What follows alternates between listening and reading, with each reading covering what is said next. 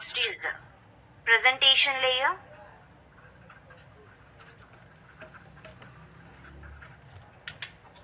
Next, session layer. And next, transport layer.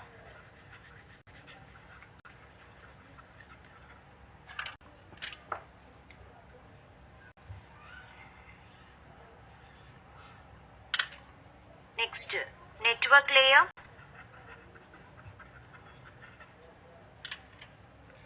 Data link layer.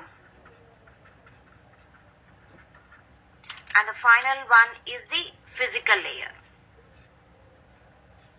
So these are the total 7 layers that are present in OSI reference model. So this we already discussed. Now next, coming to the next layer, that is the TCP IP model.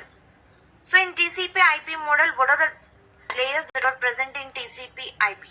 So here you are having total 7 layers, but here in TCP IP you are having only 4 layers. Application layer, transport layer, network layer, and this data link all. So this is application layer. Next, transport layer. So in the place of network layer, we call it as an inter-network layer. Inter-network layer. So in OSI reference model, we use the network layer. That name we use network. In TCP IP, we use the name inter-network. And the next layer is the data link and physical layer. Both are present in only one layer. Occupy the one layer. Okay. So here total 7 layers are present. In TCP IP, are having only 4 layers. The 4 layers are present in TCP IP and 7 layers in OSI reference model.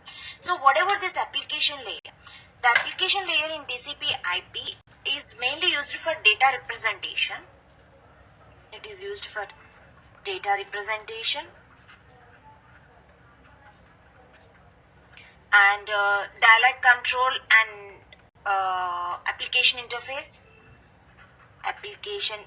It acts as an application interface. And next, coming to the transport layer. So what is the job of the transport layer? So the transport layer is a process to process communication. So just it is a process to process communication. And here the port address we used for communicating from a system to system, a process to process communication, we use port address. So we need port address to communicate. So just like a transport, means if you want to send a letter from one place to another place, you need an address. Without address, you can't send the letter. In the same way, for the transport layer also, you need the port address. If you know the port address, you can transfer the data. You can process the data from one system to another system. Now coming to the network layer. So what is the use of this network layer? The network layer is a node-to-node communication. Transport is process to process and inter-network is node-to-node communication.